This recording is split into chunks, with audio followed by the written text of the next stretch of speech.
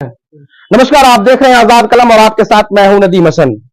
बिहार के 4 सीटों पर उपचुनाव होना है। ऐसे में तमाम जो है जितने भी सीटों पर चुनाव होना है सभी लोग अपने अपने चुनाव की तैयारी में लग चुके हैं। इस वक्त आप कहीं भी देखिएगा, चौक से लेकर चौराहे से लेकर आप चाय की दुकान तक, हर जगह पे कहीं ना कहीं 5-10 लोग मिले रहेंगे। किसी न किसी पार्टी का कार्यकर्ता हो या समर्थक हो, हर जगह चुनाव का ही चर्चा करते रहेंगे और ये चीज आपको देखने को भी मिलता होगा, सुनने को भी मिलता होगा।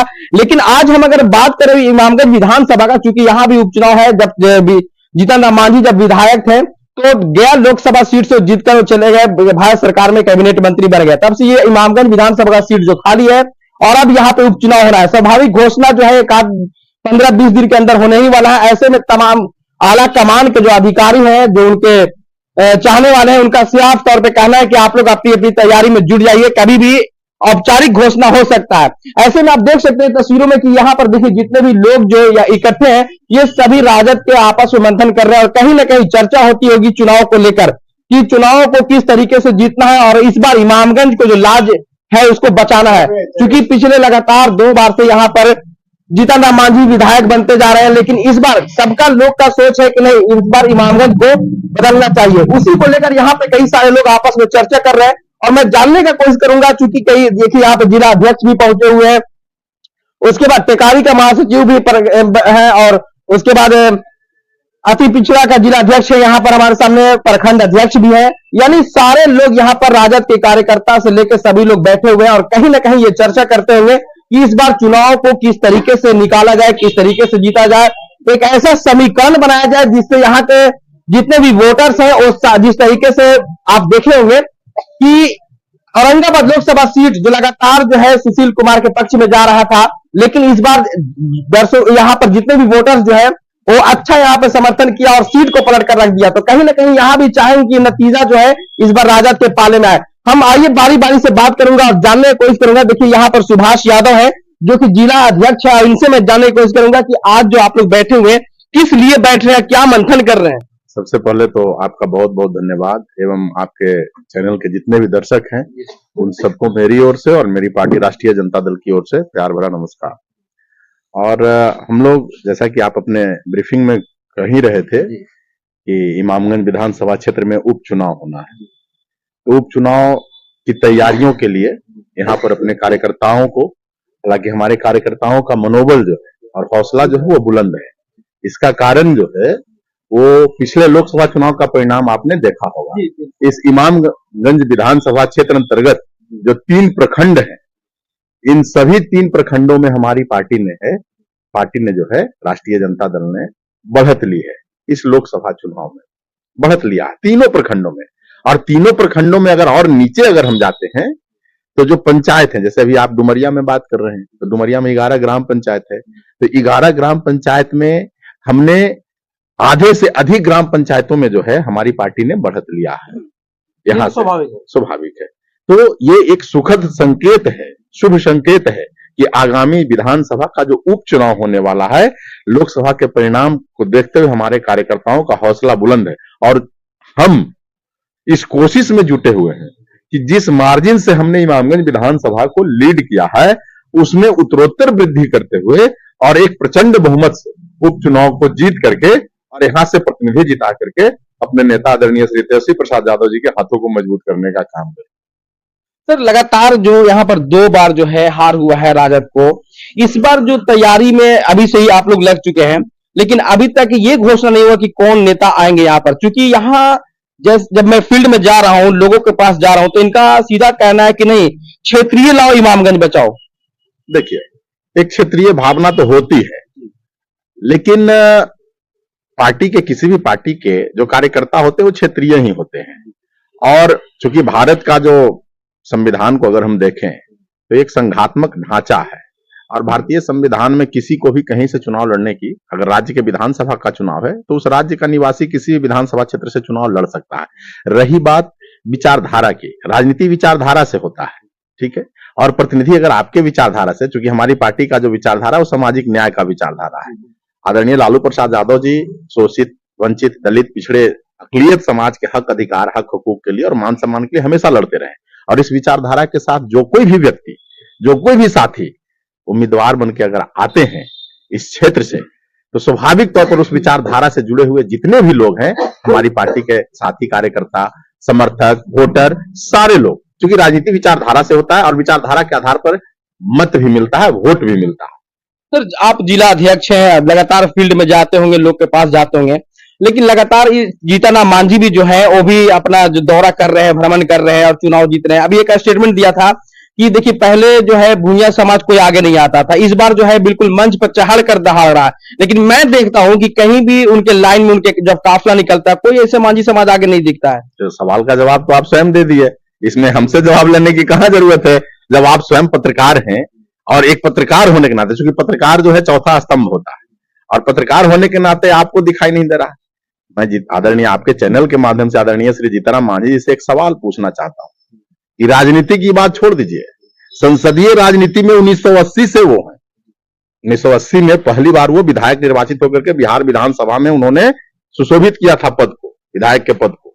1980 से लेकर के अब तक बिहार के मुख्यमंत्री की कुर्सी पर भी रहे वो, आदरणीय श्री नीतीश कुमार जी की कृपा से, क्योंकि उनके राजनीति का कोई मनसा मानसिकता ऐसा नहीं था कि वो स्वयं से मुख्यमंत्री बनने के लिए कभी कोई जतन, और ये कभी सपनों में भी नहीं सोचे थे। ये नीतीश कुमार जी की वजह से ये बिहार के मुख्यमंत्री के पद पर भी ये गए। अभी भारत सरकार में कैबिनेट मंत्री हैं, बेटे भी जो है कहीं ना कहीं बिहार सरकार में भी कैबिनेट मंत्री हैं। तो हमको ये जीतन मांझी, आपके चैनल के माध्यम से मेरा उनसे सवाल है कि आदरणीय श्री जीतन मांझी जी, 1980 से आप संसदीय राजनीति में हैं, आप अपने परिवार के सदस्यों के अलावे, पारिवारिक सदस्यों और रिश्तेदारों के अलावे मांझी समाज के किसी एक बेटा का नाम आप बता दीजिए या बेटी का नाम बता दीजिए जिसको आपने राजनीतिक मंच पर मजबूती के साथ खड़ा किया है, उसको एक पहचान दिलाने का काम किया। ये मेरा सवाल है उनसे, और जवाब तो पहले ही आपने दे दिया। ये सवाल आपके चैनल के माध्यम से मैं श्री जीतन मांझी जी के लिए छोड़ के जा रहा हूं कि वो, देखिए ये अब अजय दांगी है और ये टेकारी का प्रधान महासचिव, उनसे मैं बात करूंगा, क्योंकि ये भी लगातार जो है इमामगंज से लेकर टेकारी से लेकर हर जगह दौरा करते रहते हैं, क्षेत्र में भ्रमण करते रहते हैं। और कभी भी जब भी देखे होंगे कि उदय नारायण चौधरी के काफी करीबी माने जाते हैं, उनके साथ उठना बैठना लगा रहता है और पूरा यहाँ पर प्रपोजल देते हैं कि कौन से जो कार्यकर्ता भाग रहा है या इधर उधर जा रहा है उसको कैसे मनाया जाए। ये सारी इनका जो है राजनीति में अहम भूमिका रहा है। सबसे पहले सर स्वागत है आपका। सबसे पहले चैनल को आपको धन्यवाद देते हैं।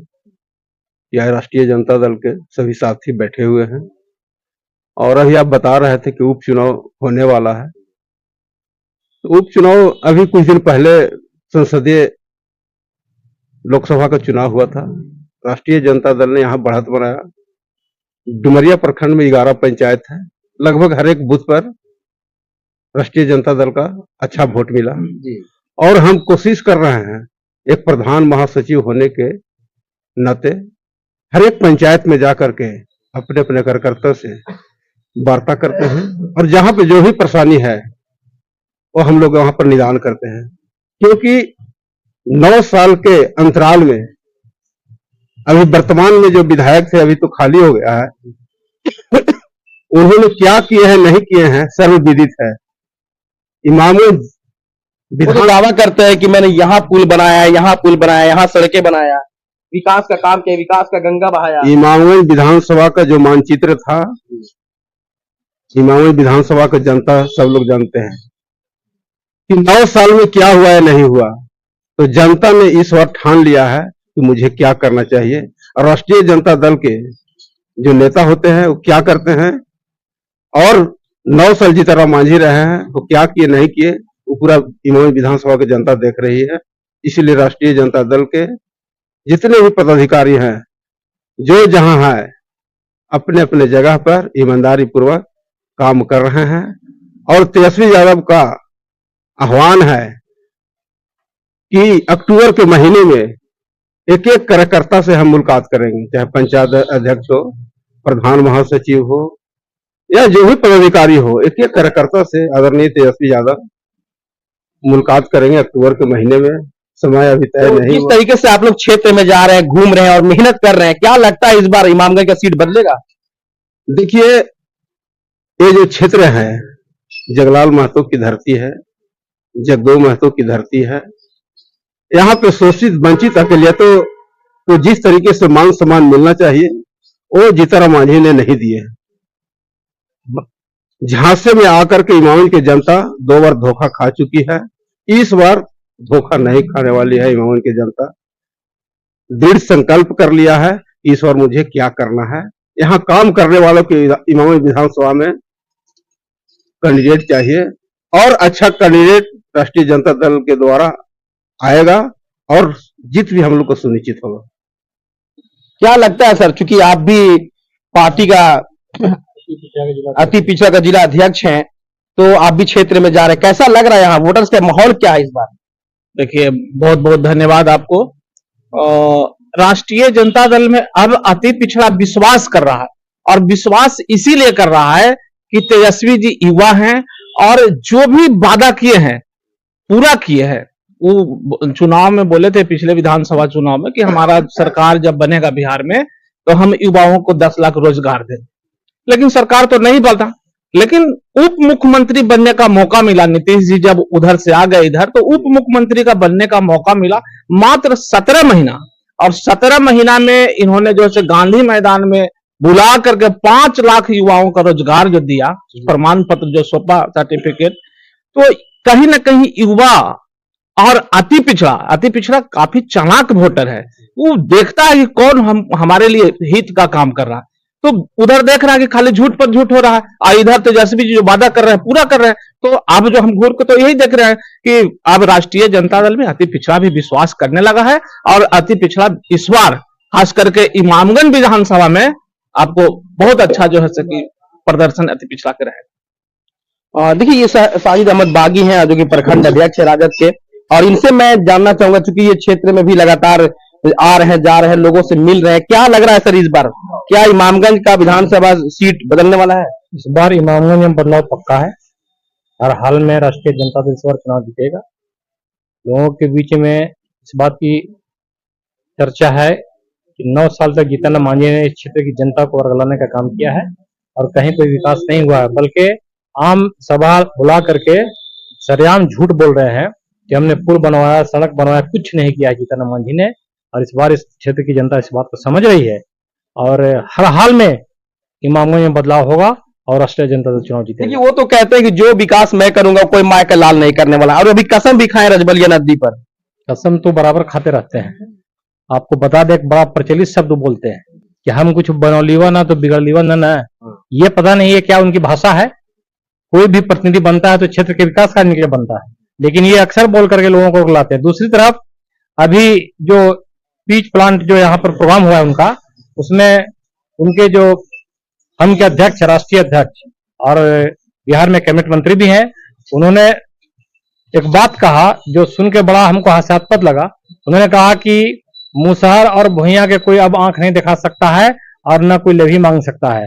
आप इसी क्षेत्र के हैं, पत्रकार हैं, आप समझ सकते हैं कि मुसहर भुइयां आज तक कभी किसी को लेवी देने का काम किया है। तो इस तरह से समाज में नफरत फैलाने का काम वो अक्सर कर रहे हैं। इसके पूर्व जीतन राम मांझी ने, जब सेवरा में घटना घटी थी, एक महिला को जिंदा जलाया गया था, तो वहां पर भी जीतन राम मांझी ने स्वयं बयान दिया था कि अगर काले नहीं बचेंगे तो गोरे भी नहीं बचेंगे।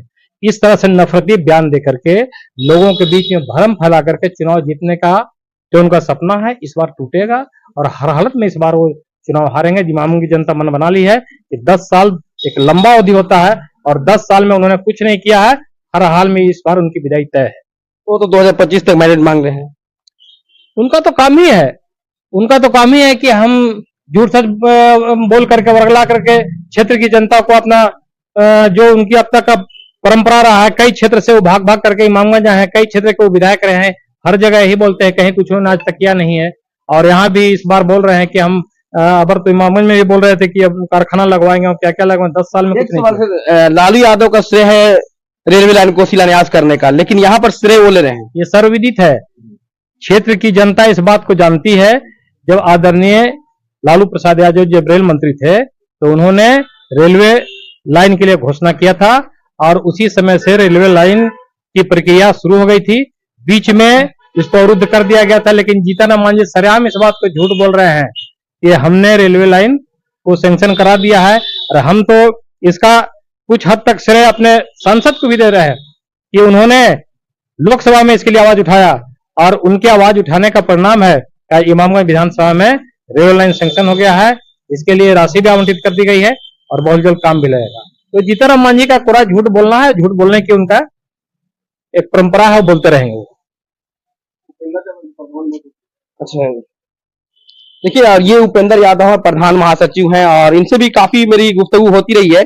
लेकिन इस बार देखिए हरा टोपी पहने हुए हैं, इससे आप अंदाजा लगा सकते हैं कि कितना सक्रिय है, चूंकि चुनाव काफी नजदीक आ चुका है। ऐसे में ये भी क्षेत्र में जा रहे हैं। कैसी तैयारी चल रही है सर? बहुत मेहनत तैयारी चल रही है। क्या लगता है इस बार इमामगंज विधानसभा सीट बदलेगा? आपको ऐसा नहीं लगा क्या? अभी तो घूम रहे हैं। हम तो क्षेत्र में घूम रहे हैं, हम तो क्या बता सकते हैं, हमसे बेहतर आप बताइएगा। हमसे बेहतर आप बता, जानते ही होंगे दिल में, बताइए दिल का बात। हम तो दिल में ये कह रहे हैं कि जगह जगह विरोध किया जा रहा है। नहीं नहीं नहीं, हमारा आरजेडी संगठन जो बहुत मजबूत है, और अब जो जनता ठगाई थी यहाँ 2 बार से, अब महसूस करने लगे हम लोग को साथ में छल हुआ। विकास के बात मान लीजिए, कह रहे हैं जो फंड बेचते हैं, क्या विकास की बात करेंगे? जो 10% कमीशन लेते हैं फंड में, तो एको मांझी को बोले बिना कमीशन में कोई फंड किसी को मिला है? आप जिस क्षेत्र से आ रहे हैं उसी के क्षेत्र में, आप ही के क्षेत्र में राजबांध बना है, कितना विकास किया वहाँ? तो राजबांध में लूट हुआ, वो राजबांध नहीं बना, वो लूटने के कमीशन कमाने का जरिया बना। राजबांध का पूरा श्रेय जा रहा है कि बहुत अच्छा काम हो, किसानों को फायदा हो रहा, सिंचाई लोगों तक वहाँ आसानी से पानी पहुंच रहा है। नहीं नहीं नहीं नहीं, गलत कहीं, अभी सिंचाई उससे नहीं हुआ, अभी तो वो तो भरा ही नहीं है। और जो उसका श्रेय है वो 17 करोड़ अगर रुपया का गड्डी को रख दिया जाता तो उसी से बांध बन के तैयार हो जाता। वहां तो लूटने का मतलब करिश्मा है, लूटने का एक मतलब क्या बोलते हैं उसको, अड्डा बना गया है उसको, मतलब जरिया बनाया गया लूटने के लिए। वो राजबंद बना नहीं है, और वो आपका 1 करोड़ मुश्किल से खर्चा नहीं हुआ जिस तरह से वो राजबंद बना, जाकर देख लीजिए। नहीं, कुछ कार्यकर्ता भी हैं इधर, इनसे मैं बात करूंगा, क्योंकि काफी उत्सुक हैं और लगातार लोकसभा में भी काफी मेहनत की है। इनसे मैं, कुंदन जी काफी अच्छा ये बोल लेते हैं। क्या लगता है इस बार सर बाजी पलटेगा? पलटेगा इस बार चुनाव, इस बार इमामगंज विधानसभा के सत्ता परिवर्तन होके रहेगा। हम लोग नौजवान साथियों, सभी राष्ट्रीय जनता दल के सिपाही जितना है, हम लोग तैयारी कर रहे हैं, और इस बार सत्ता को परिवर्तन करना ही करना है। लोकसभा में जो समीकरण बनाए थे, वो वही समीकरण रहेगा यहाँ? हाँ बिल्कुल बिल्कुल, उससे अच्छा रहेगा, उससे अच्छा रहेगा। इसका बदलाव होनी है। एक कृष्णदास, पूर्व जिला परिषद, और इनसे मैं जानना चाहूंगा क्या लगता है इस बार सर इमामगंज विधानसभा सीट को लेकर? सबसे पहले आपका चैनल का धन्यवाद। इमामगंज विधानसभा में सब लोग ठान लिया है कि इतना 15 साल का जो राजनीति यहाँ फेल कर चुका है, तो 10 साल के भी राजनीति फेल करेगा। इसलिए यहाँ का जनता को, भोला भला जनता को ठगा गया है। इसलिए अबरी ठगाने का काम नहीं जनता करेगी, जनता सब समझ रही है, और राष्ट्रीय जनता दल का मजबूती की ओर है और रहेगा। अबर का जो वोट होगा, वो जो आपका लोकसभा का वोट हुआ है, उससे बढ़ चढ़कर राष्ट्रीय जनता दल के वोट होगी। तो मांझी जी जो है वो अपने 10 साल के कार्यकाल में, 9 साल के कार्यकाल में विकास के नाम पे वोट मांग रहे हैं। तो विकास दिखाए ना भाई, मांझी जी विकास दिखाए ना, किसी दूसरे को नहीं दिखाए, अपने मांझी परिवार में दिखाए ना। डुमरिया में 4 आदमी के गिना देंगे कि 4 मांझी को हमने विकास करवा दिया। हम लोग मान लेंगे कि चलिए भाई, कम से कम अपने समाज को तो उठाए ना, दूसरे समाज को छोड़ दीजिए। मांझी जी तो बोल रहे हैं कि आप ये भी बोल रहे हैं कि चमार, दुसाध, पासी, धोबी, ये लोग का आरक्षण खत्म कर दीजिए और हमारा मुसहर और भूंजा को आरक्षण दीजिए। अरे अब आरक्षण तो सबको मिला है, आप विकास करके देखिए ना भाई। चमार और पासी और मांझी, अभी ये क्या बोलते हैं, धोबी, ये लोग अपना मेहनत किया, पढ़ाई किया, पढ़ लिख के अपने खेत जमीन जो भी था बेच बाच के अपना बच्चा को पढ़ा लिखा कर अफसर बनाया, आगे बढ़ने का काम किया, तो आरक्षण का लाभ लिया। आप उस मुकाम पर पहुंचे हुए हैं, बाप बेटा दोनों। आप उसको, मांझी को पढ़ाइए लिखाइए ना भाई, पढ़ा लिखा के आप आगे बढ़ाइए ना। उसका नौकरी नहीं मिलेगा, वो मिनिस्टर नहीं बनेगा, वो जज नहीं बनेगा, तब ना हम लोग जाने कि इतना मेहनत के बाद भी चमार भूया, चमार दुसाध सब ले रहा है और ये मांझी को नहीं मिल रहा। हमने ना, वो आप कहें कि लोग नहीं ये मिलना चाहिए आरक्षण, हम लोग तो मेहनत का से सभी लिए हैं। मांझी जी कह रहे हैं कि हमारा आरक्षण छीन लिए हैं, समझिए ना। तो अबरी जो है, हम लोग का मांझी जी को राजनीति सब समझ रहे हैं। हम लोग राष्ट्रीय जनता दल का जो भी कार्यकर्ता है, हमारे जिला अध्यक्ष आए हुए हैं, हमारे टेकारी का अध्यक्ष आए हुए हैं, सारे लोग मेहनत में लगे हुए हैं और उस मेहनत स्वीकार होगा। उस सहकार मेहनत का फल सभी को राष्ट्रीय जनता दल को देगा। हमारे माननीय लालू प्रसाद यादव जी यहाँ 2000 आपका 91 या 92 में आए हुए थे। उसी समय हम 8वां में पढ़ते थे। 8वां में पढ़ते थे उस समय हमारा एक 2 तरह का मशीन मिला था। 15 को लड़का को पतल टिपने वाला मशीन मिला था। आपको सिलाई सिखाने वाले के बच्चिया के मिली थी 15 को। उस समय हमने लालू प्रसाद यादव जी का चरण छूकर और हमने आशीर्वाद लिया और उस समय से हमने राष्ट्रीय जनता दल के साथ हैं और रहेंगे। बहुत शुक्रिया।